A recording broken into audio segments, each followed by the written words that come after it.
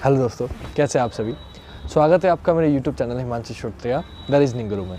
आज Sunday special में आपके लिए एक छोटी सी वीडियो लेके आया जो कि बहुत ही अच्छी लगने वाली है आपको और बहुत ही पसंद आने वाली है। तो इस स्टोरी में आज मैं आपको बताने वाला हूँ कि अपने कार्य के प्रति ईमानदारी अगर आप करते हो तो आपको क्या मिलता है और क्या हासिल होता है। तो उसके लिए एक हमें जाना पड़ेगा थोड़ा पास्ट में कि एक समय एक राजा हुआ करते थे और आपको पता है राजा महाराजा के समय में पीढ़ी दर पीढ़ी चलता था, मतलब राजा का बेटा ही राजा बनेगा, ये सब कुछ चला करता था। तो यही प्रोसीजर चल रहा था। तो हुआ क्या कि उस राजा के पास सब कुछ था, धन दान दौलत सब कुछ था, बहुत बड़ा राज्य, सारे राज्य उसने जीत लिए थे, लेकिन उसकी कोई संतान नहीं थी और ये उसका सबसे बड़ा दुख था।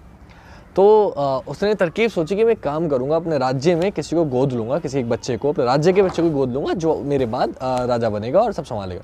उसने इसकी घोषणा करवा दी सब तरफ, सारे गांव में सब जगह घोषणा करवा दी कि राजा एक बच्चे को गोद लेंगे। अब लेकिन उसके लिए उन्होंने कहा कि सब बच्चों को राज्य में एकत्रित कराया जाए। अब हुआ यही कि सब बच्चों को राज्य में एकत्रित किया गया। जब राज्य में बच्चे आ गए तो राजा ने क्या किया कि एक बीज सब बच्चों को दिया। अब बोला कि इसको बोना है और 6 महीने बाद मिलेंगे, जिसका पौधा सबसे ज़्यादा खिला होगा, सबसे ज़्यादा सही होगा, उसको राजा बना दिया जाएगा। सारे बच्चे आए। अब सब बच्चों ने जो बीज लिया और गमले में रखा और सब उसका ख्याल रखने लगे। तो पानी डालते सब लोग रोज करते। तो एक बच्चा था जिसने लगातार काफ़ी दिन तक पानी डाला, उसका ख्याल रखा, धूप वूप लगाई, सब कुछ किया, लेकिन उसके बावजूद उसमें पौधा नहीं निकला। बाकी सब बच्चों के गमले में पौधा निकल गया।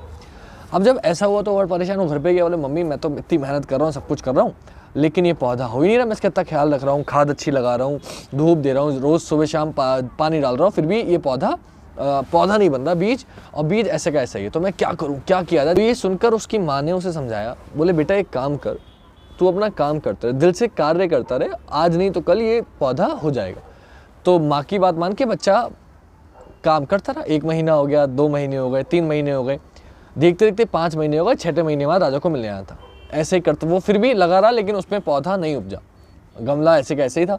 वो फिर भी अपना कार्य करता रहा ईमानदारी से, रोज़ सुबह जाता, पानी डालता, धूप लगाता, खाद अच्छी लगाता और रोज़ सुबह शाम उस पर जल डालता, सब काम करता रहा। लेकिन 6 महीने आ गए, राजा के सामने जाने का मौका आ गया, लेकिन उसके पौधे में, उसके जो गमला था उसमें पौधा नहीं उपजा। वो बहुत डर गया, बहुत सहम गया, लेकिन उसके बावजूद वो सोचा, उसकी माँ ने उसको समझाया था कि हार नहीं माननी चाहिए।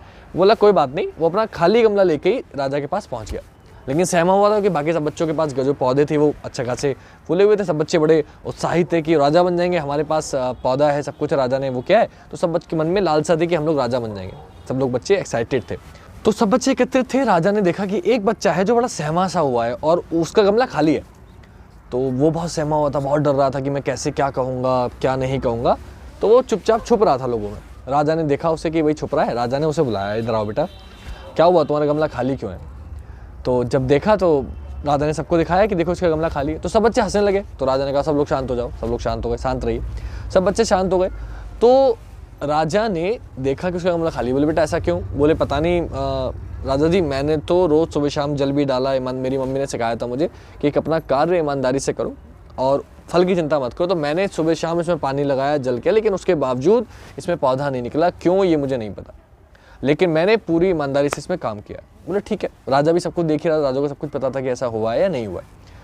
तो आखिरकार हुआ क्या, राजा ने फिर सब बच्चों को घोषणा की, सब बच्चों को बताया कि राजा यही बच्चा बनेगा, मेरा उत्तराधिकारी यही है, क्योंकि इसने ईमानदारी से अपना काम किया, इसने काम में कभी भी लालसा नहीं करी, अपने काम में कि नहीं हो रहा पौधा, उसके बावजूद ये लगा रहा हो जगह। ऐसा नहीं है कि छोड़ के चला गया, काम छोड़ सकता था, हो सकता था मेरे पास ना आए, फिर भी बिना डरे मेरे पास आया, गमला लेके आया, मेरा उत्तराधिकारी यही बनेगा। क्यों, क्योंकि बाकी सबके पौधे तो निकले लेकिन ये बंजर है।